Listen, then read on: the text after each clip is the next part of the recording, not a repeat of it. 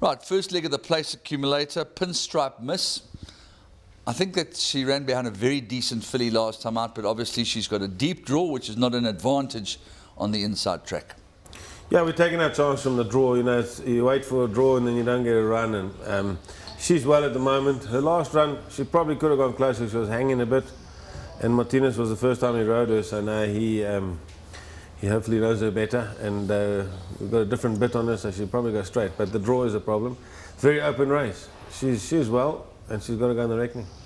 As you would expect of a Silvano, they're not the most precocious of horses, generally speaking. This horse out of a Fortwood mare looks like he's coming along the right way with Martinez Mini aboard and a decent enough draw. Yeah, he drew okay. I think, you know, he hasn't come on a lot since his last run, so if he can run the same sort of run, he should run in the placings. I'm not sure he can win. Right, are you expecting any fireworks in race number 6 with Pyrotechnics?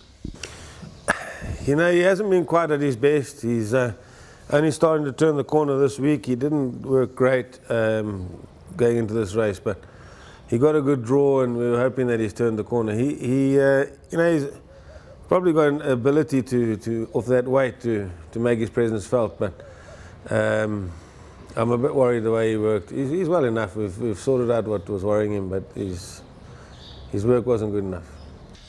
Okay, then you've got 3 very interesting strings to your bow in race 8, which is a very powerful race. You've got 2 high-quality individuals that you know will get the trip, and one that obviously you're trying to learn something about, and one horse that you didn't really want to get too excited about the way he goes down to the start. Let's start with that horse, Bezanova.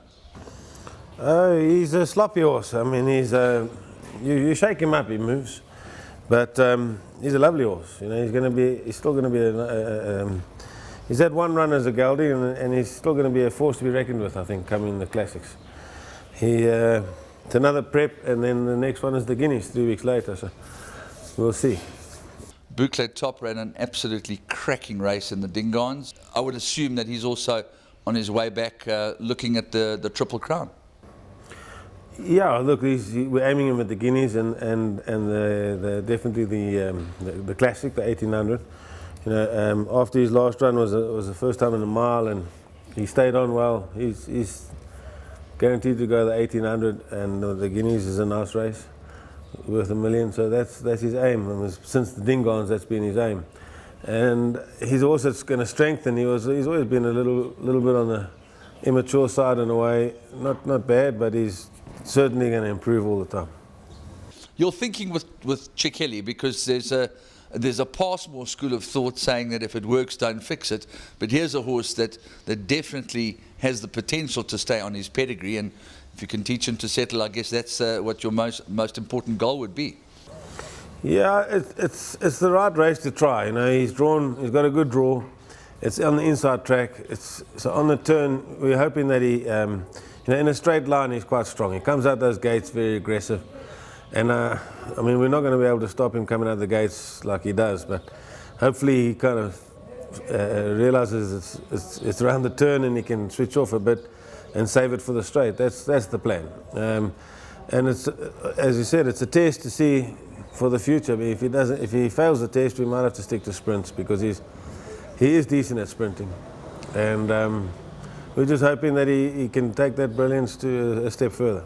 Solar Triptych in race number 9, beautifully bred individual, very well related, as you've told us off air, half brother to a Group 1 winner.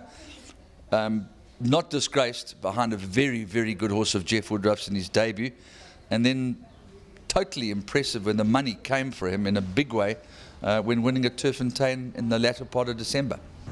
Yeah, he's a big, strong horse. He's a lovely horse. He won well in the maiden, and as you pointed out, that race where he ran first time out, it was a very strong maiden plate. I mean, that's one of the best form lines. Sean Terry had a really good horse in the race Lance as well. ran second. Yeah. So it's he's a nice improving horse. Got a decent draw, and the way he runs, I think he'll go the 1450, probably better than a 1200. We're hoping he goes well tomorrow. He might not be as advanced as the other 3 that you've got in race 8, but it's not beyond the realms of possibility that he might also be a a Guineas contender? Well, that's the thing. If he does well, if he can pull this one off, I think his rating is 77 now.